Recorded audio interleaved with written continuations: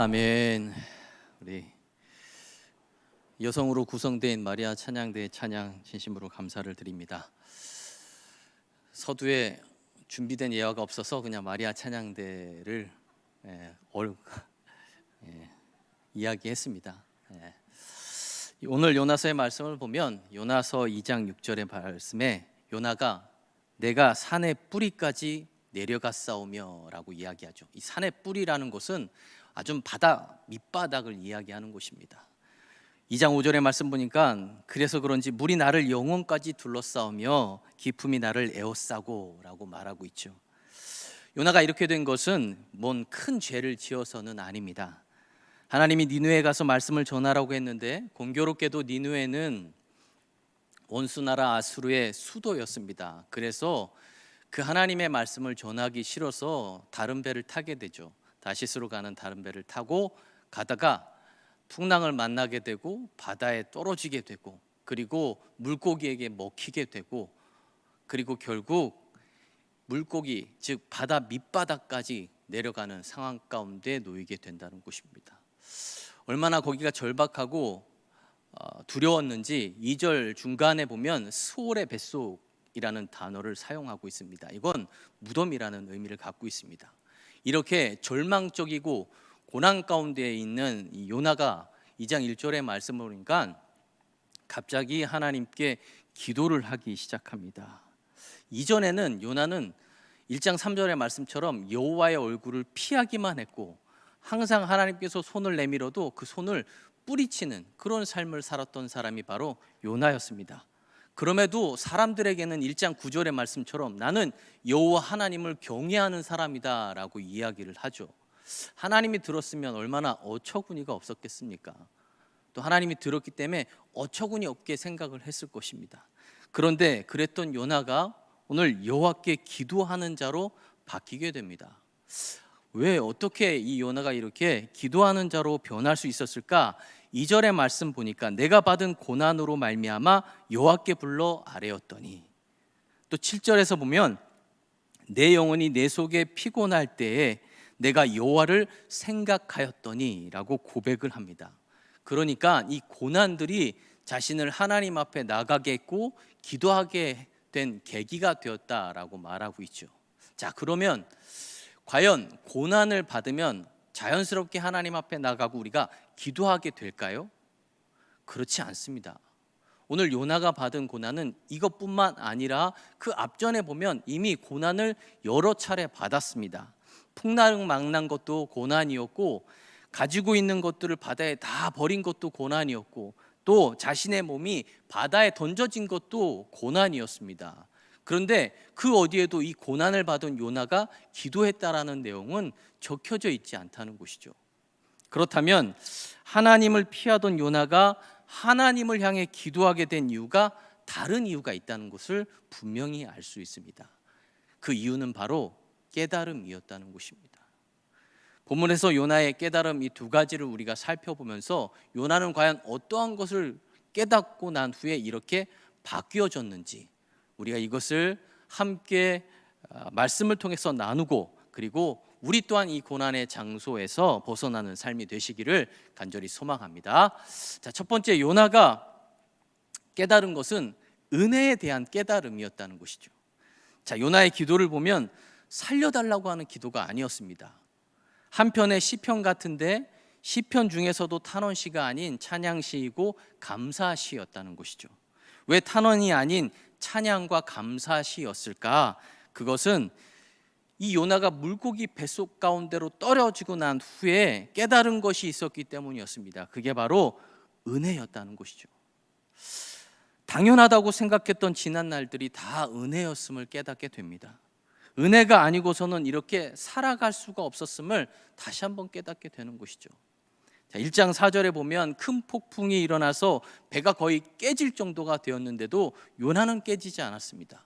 바다에 던져졌음에도 불구하고 1장 7절의 말씀을 보니까 여호와께서 이미 큰 물고기를 예비하사 요나를 삼키게 하셨으니, 이 말씀을 통해서 우리가 알 수 있는 건 이미 하나님은 요나가 하나님의 말씀을 거역할 것을 알고 있었습니다. 그래서 이미 라는 단어를 지금 1장 17절은 사용하고 있다는 것이죠. 그리고 물고기를 예비하시고 요나를 삼키게 하셨다는 것입니다. 그리고 지금도 아직 살아있게 만드셨다는 것이죠. 전 여기에서 하나님의 마음의 소리를 듣게 됩니다. 내용은 그렇습니다. 요나야, 내가 아무리 그래도 나는 너를 포기하지 않을 거야. 내가 죽기를 원해서 바다에 뛰어내렸지만 너를 죽게 내버려 두지 않을 거야. 너가 내 눈을 피하려고 발버둥 쳤지만 나는 결코 내 눈을 너에게 떼지 않을 거야. 요나도 이 하나님의 마음을 깨닫게 되면서 비로소 하나님이 나의 하나님이 되었다라고 6절은 우리에게 가르쳐 주고 있다는 것입니다.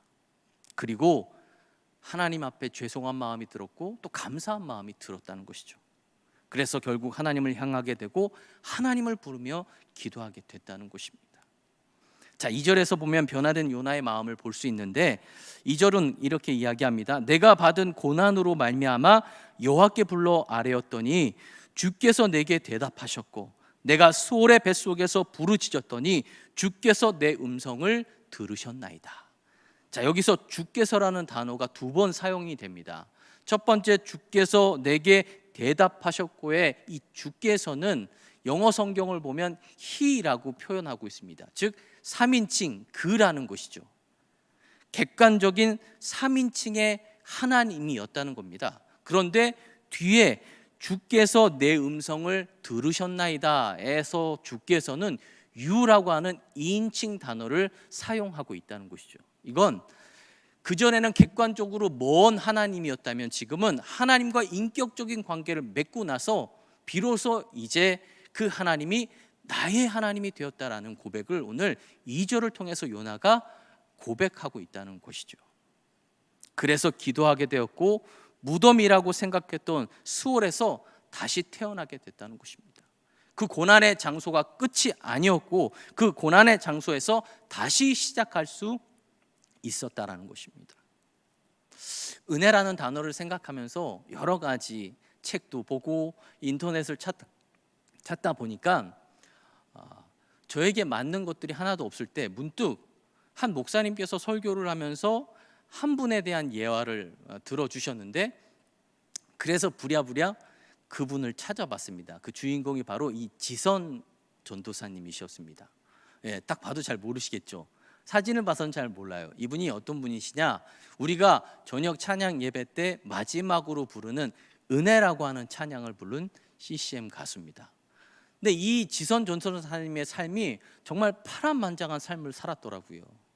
쭉 찾아보니까 이 아버지는 가정폭력의 아주 대표적인 사람이었습니다.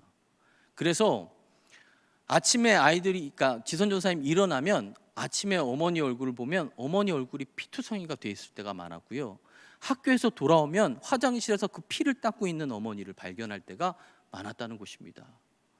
그걸 보는 이 지선 전도사님은 도대체 아버지의 폭력이 사그라들 줄을 모르니까 하도 마음이 아파서 그 어머니에게 그렇게 얘기했대요. 엄마, 우리가 학교 갔을 때 엄마 그냥 집을 나가, 도망가. 아버지는 고쳐지지가 않아. 그래서 결국 이 어머니가 집을 나가게 되었고 그때 나이가 15살이었다는 것이죠. 대전에 있는 친척 집에 남동생과 함께 보내졌다는 것입니다. 거기에서 학교를 다니는데 왕따를 당하게 되었고 또 이 친척 집에서 제대로 먹여주지를 않아가지고 영양실조에 걸려서 그 각종 그 영양실조와 여러 가지 병들로 인해서 지금도 여전히 난청이 있다라고 이야기를 합니다. 그런 어려운 환경 가운데서 돌파구로 찾은 게 교회였고 그 작은 교회의 사모님이 이 지선 전사님의 안타까운 마음을 보고 그 지선 전사님에게 피아노를 가르쳐 주기 시작했고 그 피아노를 배워서 결국 대학에 가게 되었다는 것이죠. 대학에서 대학 생활을 하면서 대학교 4학년이 됐던 때에 문득 이 은혜라는 단어가 자신에게 확 다가오더라는 것입니다. 목사님의 하나님, 사모님의 하나님이 자신의 하나님이 되더라는 것이죠.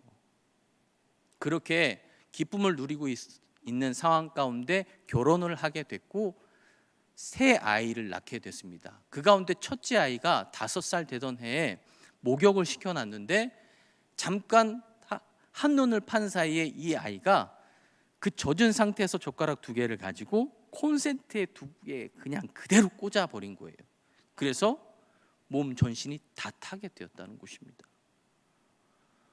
얼마나 새카맣게 탔는지 무려 수술을 20번이나 했다라는 것이죠. 할 때마다 의사 선생님이 내일이 장례식이 될지도 모릅니다라는 이야기를 매 순간마다 했다는 것입니다. 간증을 찾아보니까요, 너무 긴 거밖에 없어요.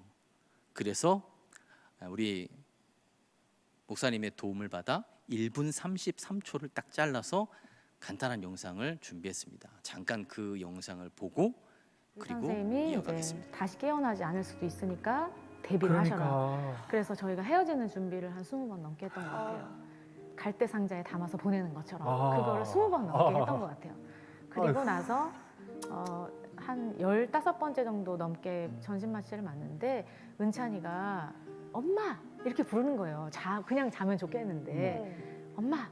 그래서 왜 은찬아? 그랬더니 엄마 근데 내 침대에는 예수님이랑 천사가 4명이나 있어 이렇게 얘기를 하는 거예요. 딱 듣는데 은찬이를 눈을 딱 감겨서 다시 수술실로 보내고 밖에서 하나님 앞에 얼마나 회개했는지 몰라요. 안 맡기고 있었구나.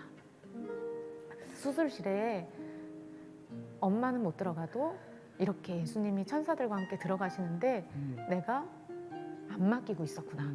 이걸 밖에서 회개하는데 글쎄 회개를 하고 있는데 그 침대 위에 내가 누워있는 게 보이는 거예요. 그 대전이라는 침대 위에 내가 하나님 저 외로워요.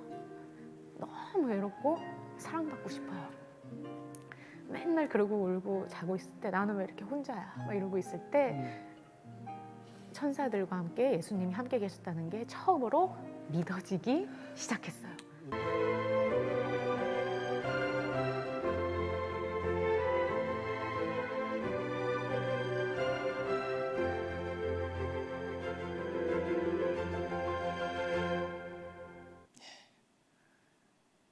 네, 여기까지입니다. 너무 길어서요. 아주 키포인트만 제가 잘라서 보여드렸습니다.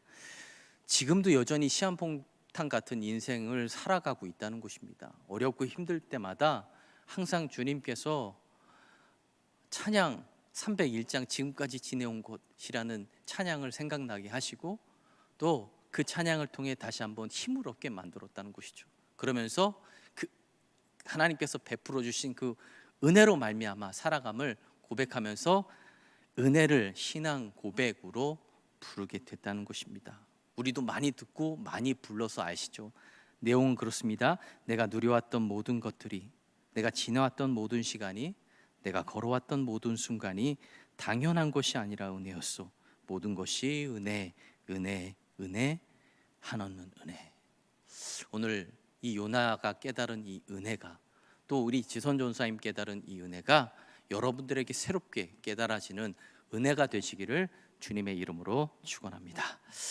두 번째 요나가 깨달은 것은 하나님의 주권에 대한 깨달음이었습니다. 자, 요나가 3절의 말씀 보니까 주께서 나를 깊음 속 바다 가운데 던지셨으므로라고 말합니다. 자, 오늘 이 3절에서 지금 이 요나는 하나님의 주권을 깨닫게 됐다는 것이죠. 그래서 하나님을 주라고 부르기 시작했습니다. 분명히 사람들에게 요나가 1장 12절 나를 들어서 바다에 던지라고 말했습니다. 마치 요나 스스로가 주도한 것 같았는데 그러나 요나가 했던 게 아니라 하나님께서 그렇게 하셨다는 것입니다. 사람들이 나를 던진 것 같이 생각했었는데 사람들이 던진 게 아니라 하나님께서 그렇게 하셨다는 것을 깨닫게 되었다는 것이죠. 내 마음대로 되는 것이 하나도 없다는 것을 다시 한번 요나가 깨닫게 되는 것입니다. 우리를 돌아보셔도 그렇죠. 우리의 생각대로 우리의 계획대로 되는 것은 하나도 없습니다. 우리의 인생을 돌아보면 내 뜻과 내 계획대로 된 것이 없다는 것이죠. 또한 자식들을 생각해 보세요. 내 마음대로 되든가요? 그렇지 않습니다. 그래서인지 요나는 1장에서는 한 번도 주라는 단어를 사용하지 않습니다. 그런데 2장에 와서는 10절밖에 안 되는 10절밖에 안 되는 이 2장에서는 11번이나 주라고 하는 단어를 사용하고 있다는 것입니다. 풍랑이 일어났을 때 1장 10절의 요나는 자기가 여호와의 얼굴을 피함인 줄을 알았습니다. 자기 때문에 이 풍랑이 온 줄을 알았습니다.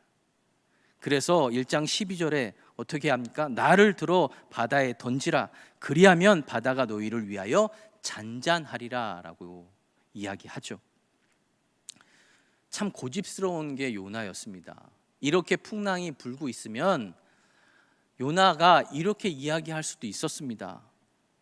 하나님, 내가 무사히 도착하게 되면 하나님 뜻에 순종하는 마음으로 니느웨로 가겠습니다. 이렇게 했다면 하나님은 분명히 그 풍랑을 잔잔하게 해주셨을 것입니다. 그런데 요나는 나를 바다에 던지라고 얘기합니다. 죽으면 죽었지 나는 니느웨에 가서 하나님의 말씀을 전하지 않겠다는 것입니다.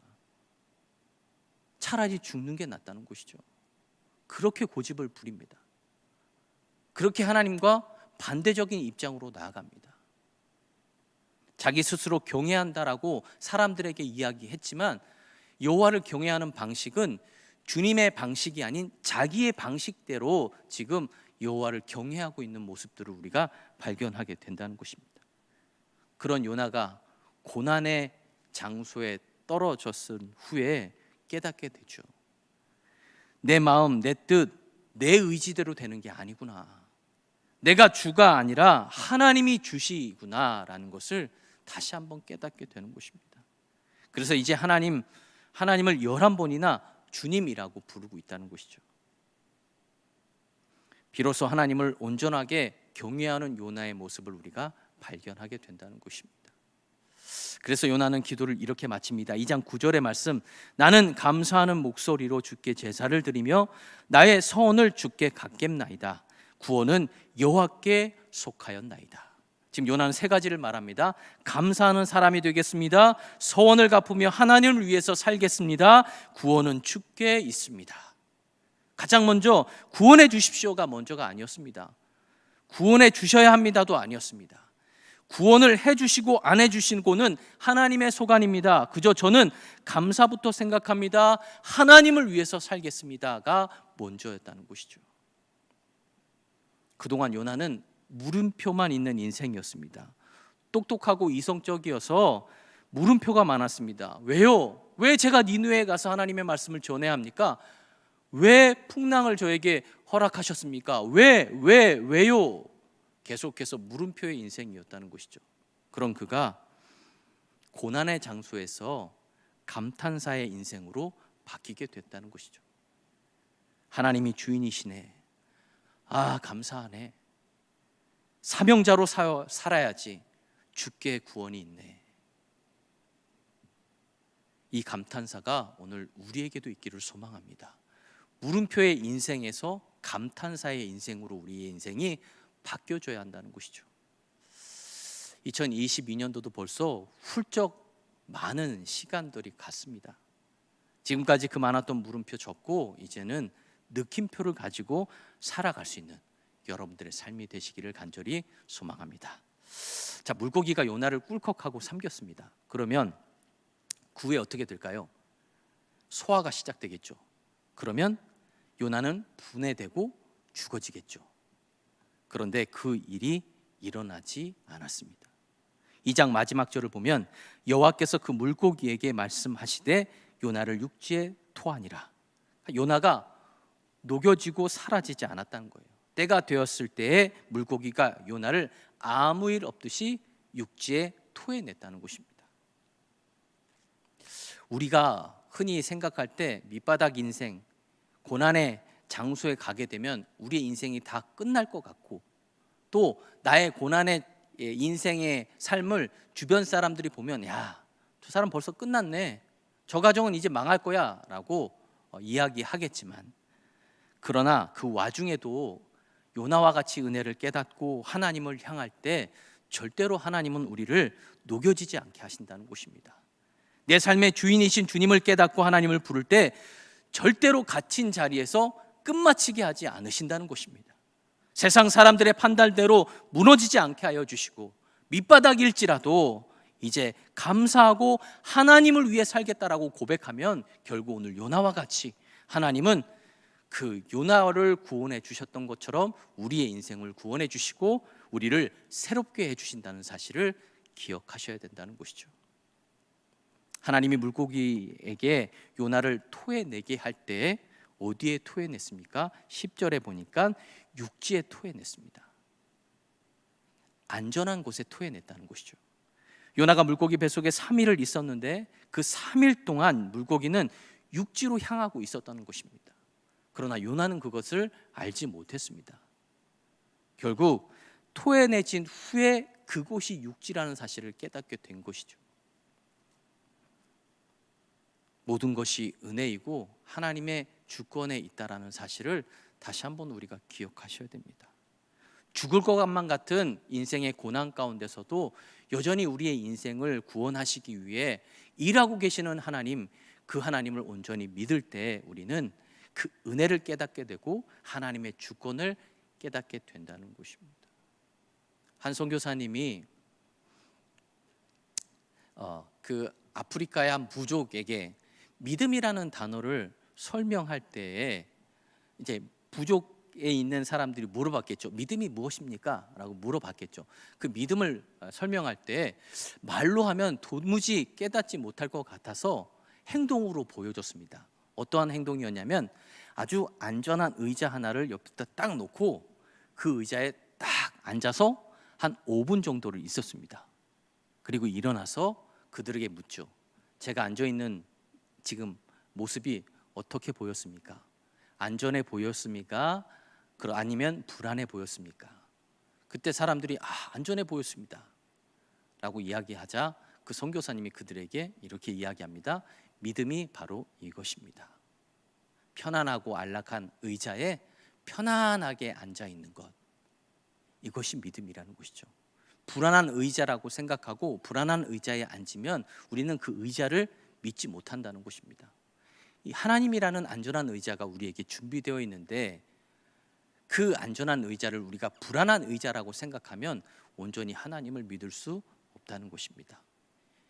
고난의 장소에서도 여전히 하나님께서 우리를 통해 일하고 계심을 믿으시고 그 안전한 하나님의 의자에 앉아만 있어도 우리는 평안을 얻을 수 있음을 다시 한번 기억하시고 인생의 고난의 장소에서 다시 한번 하나님을 질끈 붙들고 나아갈 수 있는 여러분들의 인생이 되시기를 주님의 이름으로 축원합니다. 기도하겠습니다. 하나님 아버지, 은혜를 감사합니다. 오늘도 귀하고 복된 주일, 주님의 전으로 저희들을 인도하여 주시고 예배할 수 있는 은혜를 베풀어 주셔서 감사합니다. 오늘 요나와 같이 모든 것이 하나님의 은혜였고 모든 것이 하나님의 주권 안에 있음을 다시 한번 우리가 깨달으며 우리를 위해 일하시는 그 하나님을 더욱더 의지하고 나아갈 수 있는 우리의 삶이 되게 하시고 우리의 신앙이 될 수 있도록 인도하여 주시옵소서. 그래 어떤 상황 가운데서도 인내하고 하나님께서 일하심을 믿고 더 온전한 믿음을 가지고 세상 가운데서 그리스도인다운 삶을 살아가는 우리 모두가 되게 하여 주시옵소서. 감사드리며 예수 그리스도 이름으로 기도드리옵나이다.